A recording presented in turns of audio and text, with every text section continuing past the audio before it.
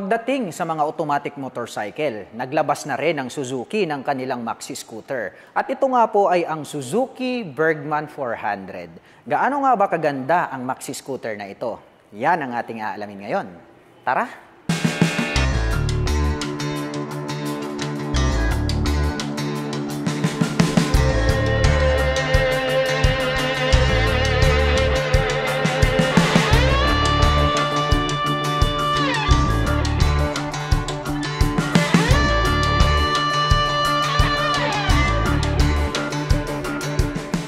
Pagdating po sa maxi scooter category ng Suzuki, ang pag-uusapan naman natin ngayong araw, ito po yung kanilang Suzuki Bergman 400. Ito po ay isang expressway legal na motorcycle. Anyway, mga ka-LM, ito pong kanyang headlight, very sharp yung edges, no? Parang dahon type yung kanyang pagkakadesenyo. Mayroon po siya ritong partition na dalawa, chrome yung color sa ilalim.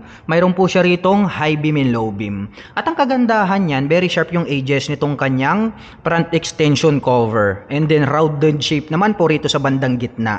At mayroon po siya ritong windlet, magkabila po yan, na kung saan ay pwedeng pasukan ng hangin. At dito naman po sa bandang gitna, may naka-intact naman po rito na Suzuki 3D emblem po yan. At ang kagandahan niya, napakahaba po nitong kanyang built-in na windshield. Ayan, clear color naman po siya. Very durable po. At nagkaroon pala ng butas rito sa bandang gitna na parang naka-V-shape yung kanyang design. At dito naman po sa bandang gilid, nandito naman po itong kanyang diamond design na bulb type na turn signals. At ito pong kanyang cover dito po sa side is napaka thick, no? Very muscular yung kanyang design. Toton color combination, gray and then matte black. At mapunta naman po tayo rito sa kanyang front suspension. Ito po ay equipped with traditional telescopic fork. Matte black naman po yung kanyang color. Glossy finish naman po itong kanyang front fender. At ito naman pong kanyang rotor disc brake, equipped po siya ng dual. So rounded shape po siya. Along with 2-pot caliper na matte black. Anyway, mga ka-LM, ito po pala ay equipped with anti-lock braking system. Ang advantage naman po niyan, pag atin pong ginamit, ito pong ating front brake, hindi po maglalak itong ating mga preno sa harap pagdating po sa mga sudden stop. Kaya very safe po ang anti-lock braking system. At ito naman pong kanyang cast wheel is Y design na metallic blue yung kanyang color. At ang mga sukat po ng gulong rito po sa harapan, ito po ay mayroong sukat na 120 by 70-15. Ang kanya naman pong stock tires pang city riding condition. Dumako naman po tayo rito sa bandang itaas. Silipin naman po natin itong kanyang SIMI digital meter panel display. Combination po ito, mga ka-LM, ng analog at digital. Nandito po yung kanyang speedometer at nandito sa kabila ito pong kanyang RPM. Yung digital display nandito sa gitna, meron pa po siyang mga light indicators doon po sa bandang itaas. Mayroon naman po tayong 2 additional button selector dito. At pagdating naman po rito sa kanyang handlebar cover, nagkaroon ng two-tone color combination, glossy black and then matte black. Sa gitna may nakalagay po rito na Suzuki logo. Mapunta naman po tayo sa mga button selector. Mayroon po itong passing switch, high beam and low beam, turn signal selector at ang kanyang horn. Nandito naman po itong kanyang rear brake. Sa kabila naman po, mayroon po tayo ritong engine kill switch, may hazard na rin po siya at ang kanyang electric starter. May nakalagay naman po rito na TC, which is traction control po siya. So meaning to say, mga ka-LM, ito pong ating Suzuki Bergman 400 ay equipped na po ito ng traction control system. Ang advantage naman po niyan pagdating po sa mga cornering or madudulas na daan, dito po sa bandang likuran ay meron po tayong sensor dito na kung saan ay binabantayan niya po ang pag-iikot nitong mga gulong 100 times per second.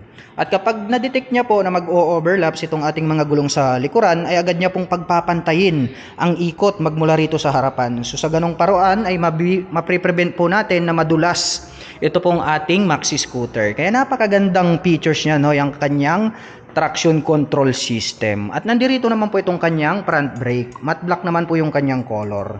Dumako naman po tayo rito sa kanyang ignition. Ito po ay mayroong equipped with mechanical key. May lock na rin po siya, shutter lock key for safety purposes.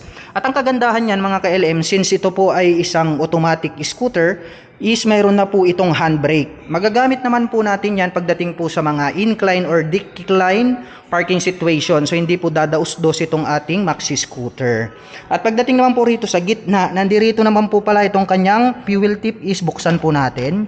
Ito po ay mayroong fuel tank capacity na 13.5 liters. So napakalaki nito pong kanyang fuel tank capacity. Ang advantage naman nito mga ka-LM, since nandirito na sa gitna itong kanyang fuel tank, hindi mo na po kailangang bumaba mula sa pagkakaupo kapag ikaw ay magpapagas. Kaya least hassle free na rin po siya. At ang kagandahan niya, napakalapad po nitong kanyang footrest board. At nagkaroon pa po siya rito ng footrest extension. Ngayon naman ay sukatin naman natin mga ka-LM kung gaano naman kalapad at kaluwang ito pong kanyang pillion board. Ayan, saktong-sakto lang mga ka-LM, oh.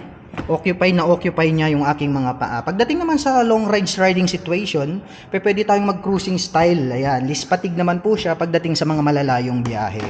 Well, gamitin natin yung stand. Baba muna tayo. Mapunta naman po tayo rito sa kanyang side cover. Maskulado rin yung kanyang datingan, two-tone color combination. Mayroon tayong matte black rito and then silver color. At ito naman pong kanyang pillion step para sa ating back rider. Dark color, black naman po siya. And then ang kagandahan niya, nagkaroon po siya ng slot dito na kung saan pag binalik natin ay halos hindi siya pansinin. At ito naman pong kanyang side stand is rounded shape na metal. Ganon din po itong kanyang center stand. Anyway mga ka-LM, ito po ay equipped with side stand engine cut-off switch. Once po na naka-engage yung kanyang side stand ay hindi po aandar or mag-ooperate itong ating maxi scooter. Sa ganong paraan naman po ay maiiwasan nating madisgrasya dulot po ng naka-engage na side stand. At ang atin pong Suzuki Bergman 400 ay mayroon pong 755mm na seat height. Ngayon naman ay susubukan nating sakyan para naman makita nyo kung gaano nga ba ito kataas. Anyway mga ka-LM, napakababa pala nito, no? Kayang-kaya nitong i-maneuver na mga 5 flat. Anyway, my height is just around 5'6". Makikita naman natin, flat-footed tayo rito. Kaya ma-recommend ko to dun sa mga kababayan natin na hindi naman masyado katangkaran. Although napakalaki ng maxi scooter na ito, pero napakababa po ng kanyang seat height at ang kanyang ground clearance. Mapunta naman po tayo rito sa kanyang engine. Ito po pala ay mayroong 400 cubic centimeter engine displacement. Naka single cylinder, dual overhead cam, 4-stroke with 4 valve. At dito po sa kanyang side cover, may nakalagay po rito na Bergman. 3D emblem to mga ka-LM, chrome color. Kaya very attractive sa ating mga paningin. Silipin naman natin ito pong kanyang napakalapad na upuan. Ito yung mga gusto ko sa mga maxi scooter mga ka-LM. Dahil nga po yung kanilang mga upuan ay napakalalapad at napakalalambot. Kaya masasabi natin very comfortable talaga yung inyong riding. And then ang kagandahan niya, nagkaroon siya ng parang camel type dito na design.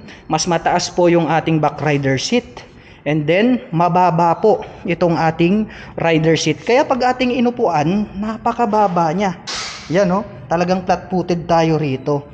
Napakagaan niyang i-maneuver dahil nga po abot na abot natin yung sahig. Yung kanyang stitches, very premium mga ka-LM, rough, hindi siya hindi ka dito madudulas. And then yung kanyang pagkakatahi, blue yung color, napakatibay, very durable mga ka-LM. Subukan naman nating silipin at buksan itong kanyang upuan. Yun, napakalaki po nitong kanyang underseat compartment. Kasyang-kasya po rito yung full face helmet. At the same time, napakarami pa nating pwedeng ilagay rito. Pwedeng mga jacket, no? Lahat tools. So, pwede po siya rito occupied na occupied. Kaya napakaganda rin ng mga maxi scooter kasi nga ang isa sa kagandahan sa kanila is very spacious po yung kanilang mga underseat compartment. Ito naman pong kanyang integrated na grab bar, halos hindi mo naman siya mapansin, no? Dahil yung kanyang color is nakakombine po siya rito sa kanyang pairings. Kaya talagang very attractive din, pointed din po yung kanyang pagkakadesign, makapal, sturdy feels kaya masasabi natin na matibay.